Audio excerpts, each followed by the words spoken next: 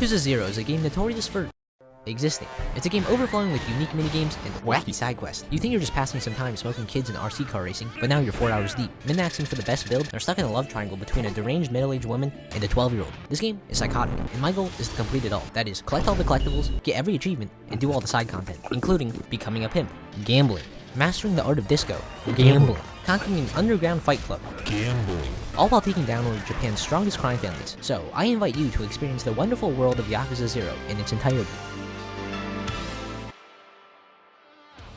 Today's story takes place in 1980s Tokyo, complete with all the dazzling streetlights, disco clubs, and a violent Yakuza turf war that will claim the lives of hundreds of young men. Our protagonist is an absolute beast, a gigachad among gigachads, a sigma even, Kiryu Kazuma, who is currently getting framed for murder by these assholes, the Dojima crime family. So, why don't we pay them a visit?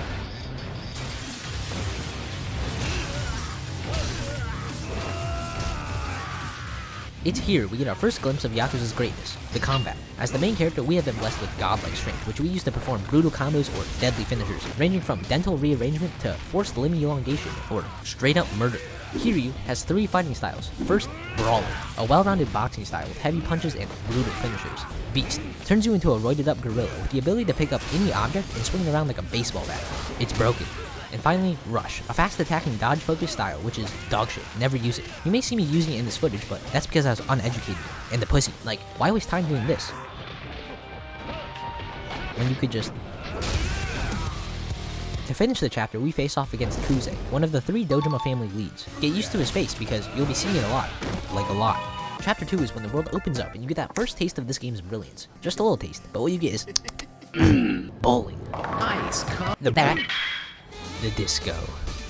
When out in the town, you will be challenged to duels by a range of characters, including high schoolers, government agents, or a walking ATM on an ungodly amount of steroids. Through ritual combat, you can earn millions and eventually billions of yen. Now, what would you use this money for? The skill tree, of course, because, naturally, you level up by injecting liquid cash directly into your bloodstream. Using our new well-confused strength, we face our next boss, Oda, who... Sorry, bud. But now we get to meet Tachibana Real Estate, who gives us the plot.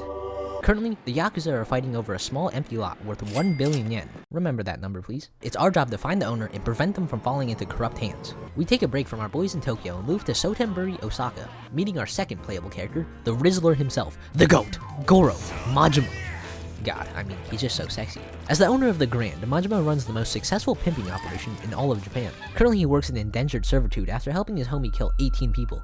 Yeah, he's like that. However, if he's able to kill a blind massage therapist named Makoto Nakamura, he will regain his freedom. So, naturally, we break into her massage parlor and coerce her into giving us a free massage. Sadly, our massage is interrupted, but hey, at least we get to test Majima's skills. As a former Yakuza, Majima has access to the Thug style, a balanced moveset with a unique ability to instantly snap anyone's neck.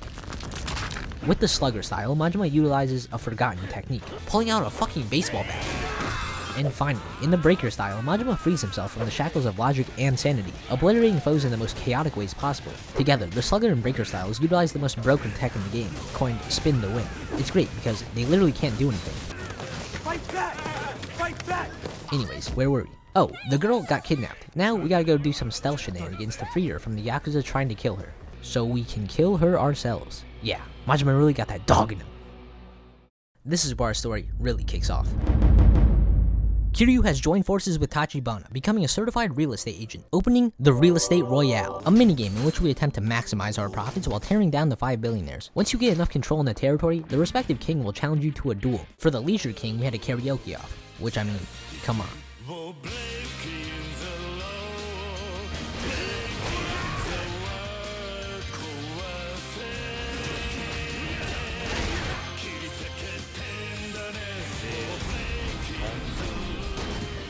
But what if we could make money in a more sophisticated way? Introducing the Japanese Catfighting Club, a place where wealthy freaks bet on scantily clad women giving each other life-altering injuries in a bracket-style tournament. And lucky for us, we have to win 10 whole tournaments for an achievement. Unlucky for us, it's total bullshit. Everything is randomized. The choices, the damage, even the button mashing. I set up 2 macros that tap 20 times per second. It lost! But back to the actually good content. At this point in the story, the Yakuza have put a bounty on my head, and I'm on the run. We try to escape through the sewers and...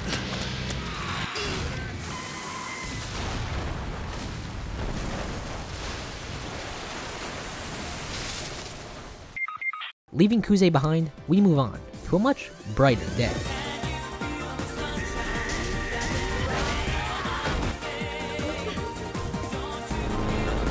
Enter Club Sunshine, Majama's very own cabaret club where we take advantage of the lonely and exploit vulnerable women for profit. It's our job to please every customer, giving them the girl of their dreams. The harder they simp, the more they pay. But the fun doesn't stop there. It has a built-in dating sim.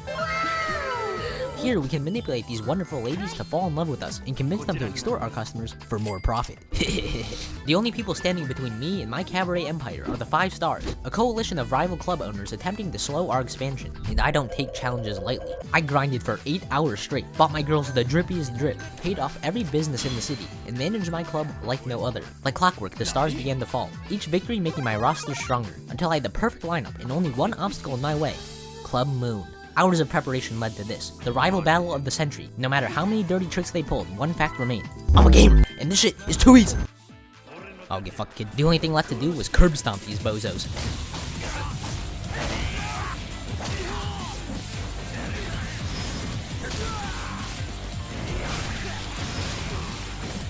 For finishing the questline, we get the Walking on Sunshine achievement, but you may be thinking, Flabby Turtle, you wouldn't really waste 8 hours for a singular achievement, would you?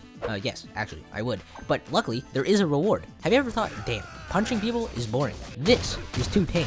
I'm not strong enough. I'm not fast enough. How could I be more violent? Well, Majima has the answer for you. Why don't you just stab them? Introducing Majima's hidden style, the Mad Dog of Shimano. Equipped with a Demon Fire Dagger, Majima embodies pure chaos, dashing around in a wild frenzy, the finishers that straight up insta-kill everyone around him.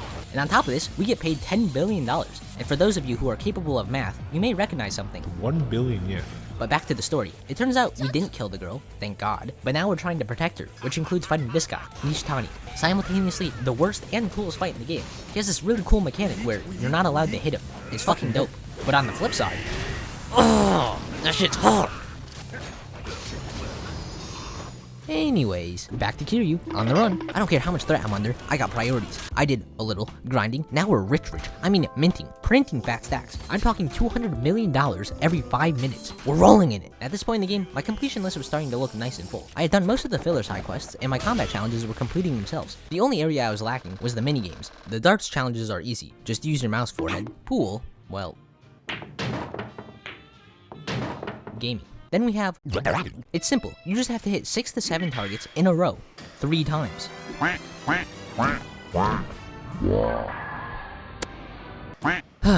Let's just go to the arcade.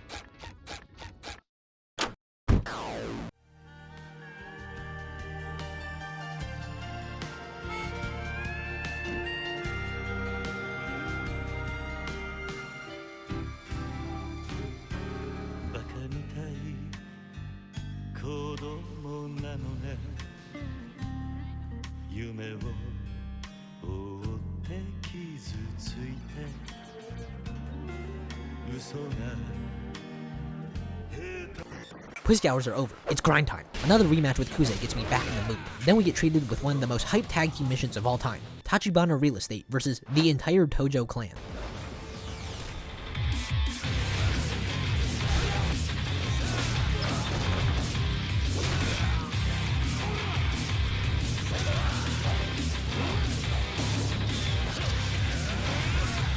During the mission, we discover something vital. The owner of the empty lot is the blind girl, and she just got kidnapped by this fellow.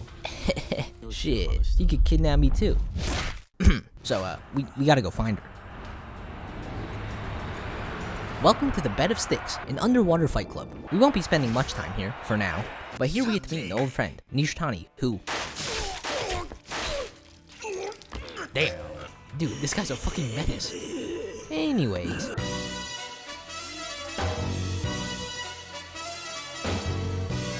Camellia Grove, home of the Nikio Consortium, and this dapper fellow. He's playing a little hard to get right now, you know, sending hundreds of soldiers to come kill me, but that won't stop me. Breaking the safe gets us a secret achievement before heading to our private rooftop date.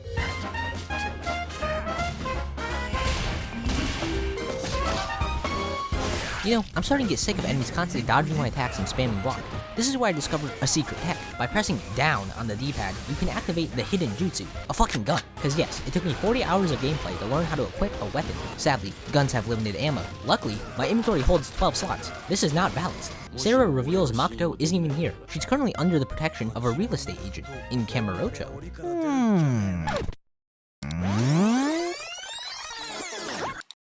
Anyways.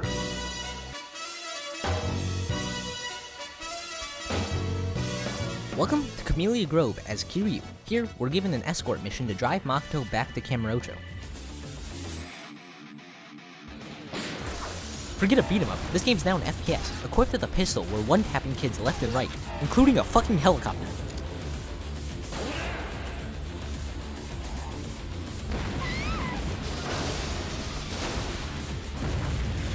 After all that, Tachibana is captured by, you'll never guess. Luckily, Kiryu's an absolute demon. This man just got shot and within 2 hours is back in the streets taking souls. Despite all that badassery, the chapter doesn't end well for us.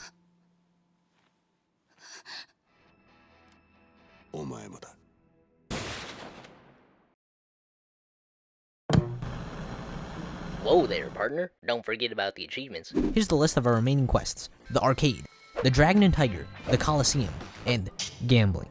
The Arcade has one real challenge. This fucker. Fantasy Zone. This game is dog water. The controls are clunky, and the enemies are so cringe. It took 2 hours. 2 hours to escape this hell.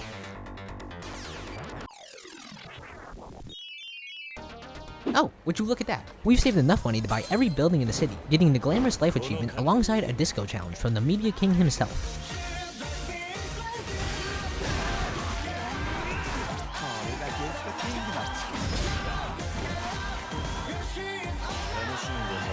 The Media King's defeat draws the attention of the Finance King, Real Estate Royale's final boss.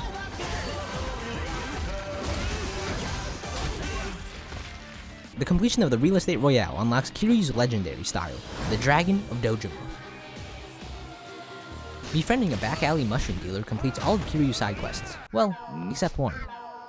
On Majima's side, we have two main tasks. First, we have to win 50 Coliseum tournaments. This is quite easy, and really boring. If you can win once, you can win twice. So why am I doing it 50 times? The strategy is simple. Start the fight, pull out a shotgun, and one-tap the guy, and just rinse and repeat.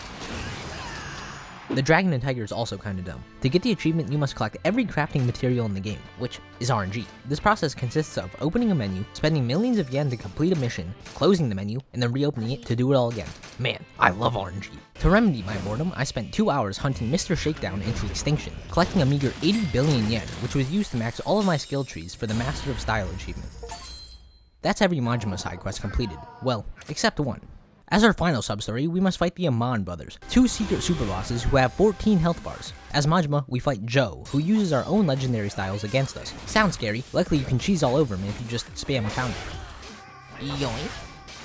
So, on the other hand, fuck this guy. His whole gimmick is stun locking. To beat him, you need to grab invincibility potions dropped randomly around the arena. If you get them first, it's easy pickings. If you don't, good luck, have fun.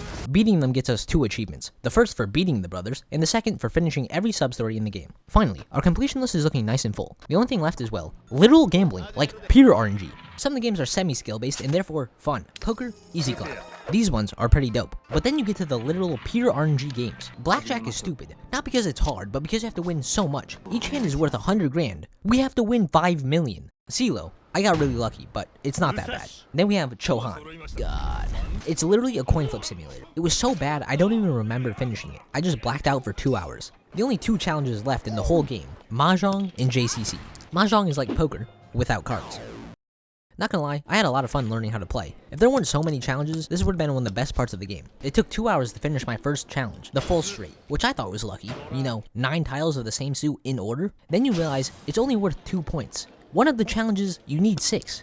We can move on for now, to JCC. Never mind. These final chapters are straight slugfest. No plot, all violence. A pure bloodbath, and I love it. Majima enters Kamurocho with nothing but murder on his mind. Kashiwagi, body. Nishiki, violent. Then we lead a solo raid into the Dojima headquarters. This level is the definition of the male power fantasy.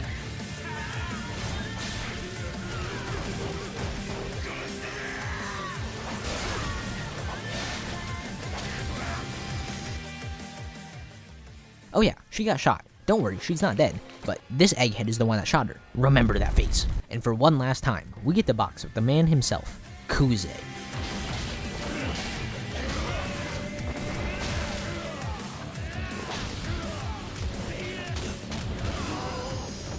And so, the final chapter begins. The Dragon of Dojima and the Mad Dog of Shimno versus the entire Dojima family. With our fully realized legendary abilities, we can swiftly cut through legions of enemies. Waiting for Majima is Awano, the second lead of the Dojima family. This fight's sick, but it's only an appetizer for the main course, Lao Gi. I already hated this guy, but this fight makes me hate him so much more. He's a weapon spamming, stun locking pussy. And finally, the main course, the cherry on top, the Duel of the Dragons.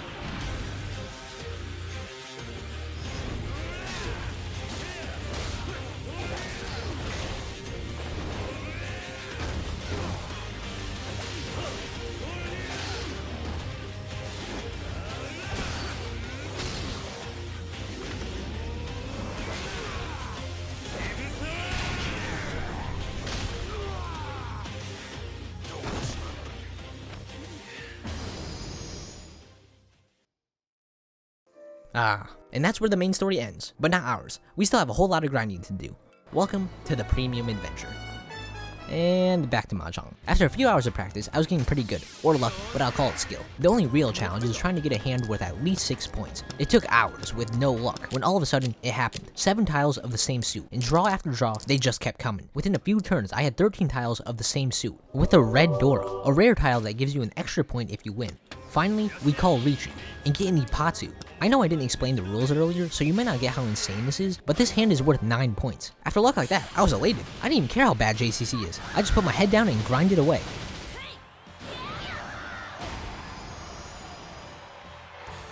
Congratulations on winning. Yes, it's finally over. Oh, how foolish I was. We haven't even started the climax battles. A series of gimmicky challenge fights. Some are cool, a lot of them aren't, but most are tolerable, except Proving Grounds 8. This level sucks. Your screen is dimmed, your style switches randomly, and your health bar slowly decays over time. But with some spin to win cheese and brain dead perseverance, it is possible. The other challenges aren't that memorable, until the ultimate battles. These levels add fun gimmicks to old boss fights, like fighting all of Kiryu's bosses as Majima. It's actually a pretty cool addition to cap off the game. Not including Ultimate Battle 2. More specifically, it's just Sarah. Lee and Nishtani can get blended, but when you get to Sarah, he is so unfair. Anytime you attack, he will counter and stun lock you. One mistake and you'll get cooked. That was one combo. The strat is to legit wait for an attack, dodge behind, and throw one kick. One kick, and then back up and wait. Rarely you have an opening for more. Rarely. My final attempt lasted 8 minutes, and finally. Finishing all 32 climax battles unlocks the Just Beat It achievement and leaves one final step towards that juicy 100%, beating the entire game again on legendary difficulty. Which is really easy, just buy a few guns, then ton season boys. An hour or so of that and your stats are looking pretty good. From here, it's simply a scenic rerun of a beautiful game, so I'll just let it play out.